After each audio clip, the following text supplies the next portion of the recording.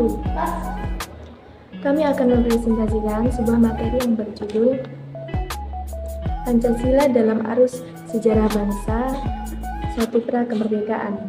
Dalam judul tersebut terbagi menjadi 3 bagian. Yang pertama, Sumpah Palapa, yang kedua, Budi Utomo, dan yang ketiga, Sumpah Pemuda. Baik, saya Panda Irmawati akan menjelaskan bagian tentang Sumpah Palapa. Sumpah Palapa atau Amukti Palapa adalah sumpah yang dikeluarkan oleh Patih Gajah Mada setelah pengangkatan dan dilantiknya ia menjadi Mahapatih Amukubumi Pu Gajah Mada. Sumpah Palapa yang diucapkan oleh Majapahit Gajah Mada itu berlangsung pada sebuah sidang ratu dan para menteri lokasi Bali. Keprabuan Majapahit pada tahun 1331 yang berbunyi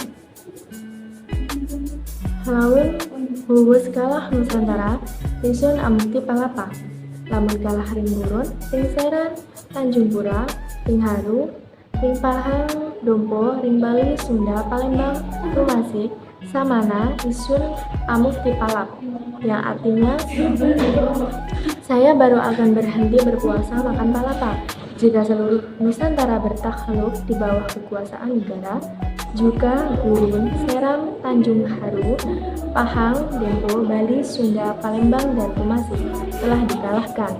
Muhammad Yamin, 1960. Baik, materi selanjutnya akan disampaikan oleh Umi Faridatul Azizah. Baik, di sini saya akan melanjutkan materi dari Panda Irmawati. Pada masa kerajaan Majapahit, istilah Pancasila mulai diketahui pada tahun 1365. Empu Prapanca menulis sebuah kitab yang bernama Negara Kertaagama. Dalam kitab ini terdapat istilah Pancasila. Selain itu, pada kitab Sutasoma yang ditulis oleh Empu Tantular, didapati sebuah seloka yang menunjukkan persatuan nasional, yaitu Bhinneka Tunggal Ika. Secara rinci, slogan ini berbunyi Bhinneka Tunggal Ika Tanhana Dharma Mangurau. Jika diartikan, walaupun berbeda namun tetapi tetap satu jua, karena tidak ada agama yang memiliki Tuhan yang berbeda. Baik, materi selanjutnya akan dilanjutkan oleh Abrori Adi Permana. Baiklah, saya akan menjelaskan materi Pancasila pada bagian Budi Utomo. Pada tanggal 20 Mei 1908, R. Sutomo, M. Suraji, Suwarno, M. Gunawan, R. M. Gumrek, M. Suwarno, M. Muhammad Saleh, R. Angka, dan M. Sulaiman berkumpul dalam ruang anatomi Stovia.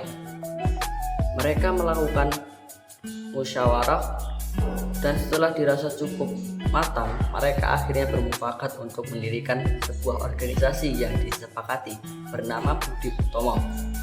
Berikut adalah susunan kepengurusan organisasi Budi Utomo ketika awal berdiri. Ketua R. Sutomo, Wakil Ketua M. Sulaiman, Sekretaris 1 Gondo Suwarno (Suwarno 1), Sekretaris 2 M. Gunawan, Bendahara R. Angka, Komisaris M. Suraji, M. Muhammad Saleh, M. Suwarno (Suwarno 2), dan R. M. Gumrek (Sudio 1997).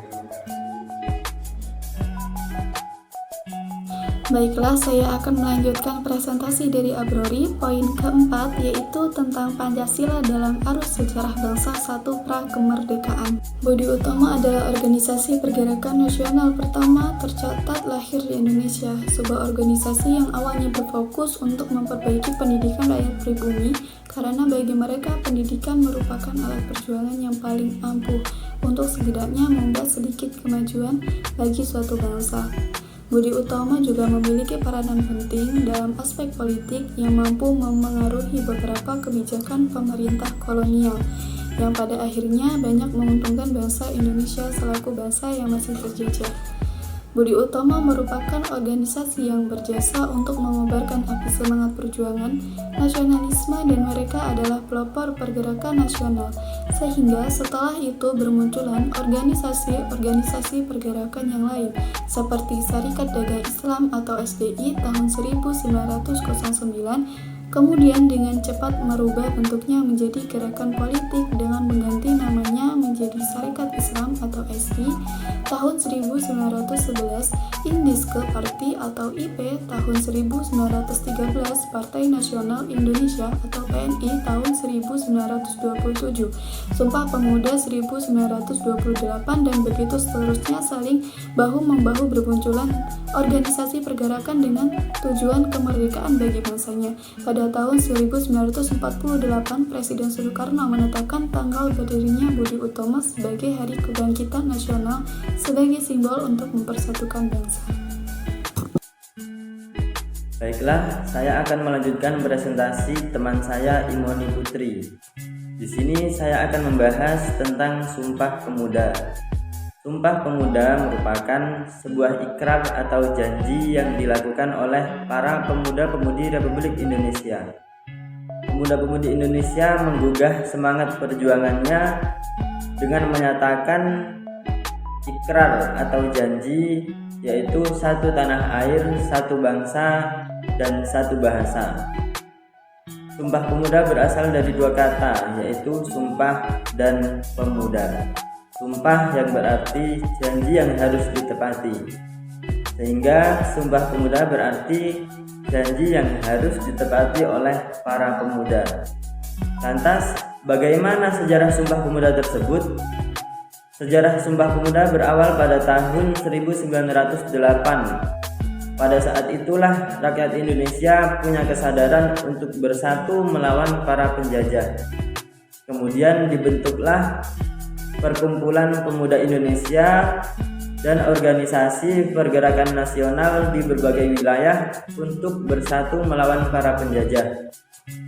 Pada tahun 1908 tersebut terbentuklah organisasi Budi Utomo, dan itu menjadi organisasi nasional pertama di Indonesia. Kemudian barulah mulai muncul organisasi-organisasi lain yang bersifat kedaerahan seperti Yong Java, Yong Sumatera Nenbon, Yong Ambon, dan lain sebagainya. Karena banyaknya organisasi yang muncul, tentunya pemikiran mereka tak sama.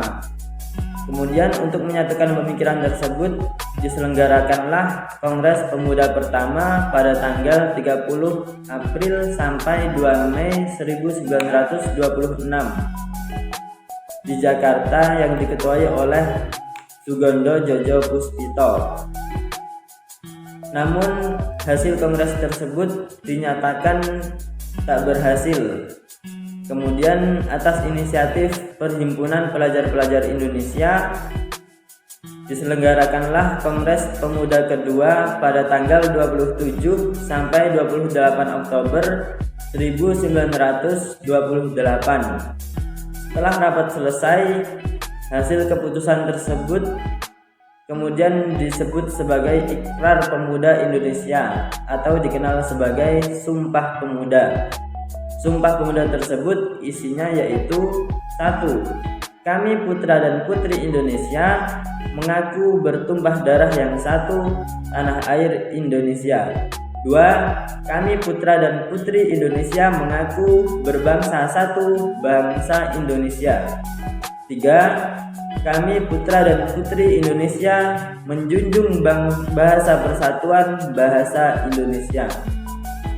Baiklah, mungkin cukup itu presentasi dari kelompok kami. Kami akhiri. Wassalamualaikum warahmatullahi wabarakatuh.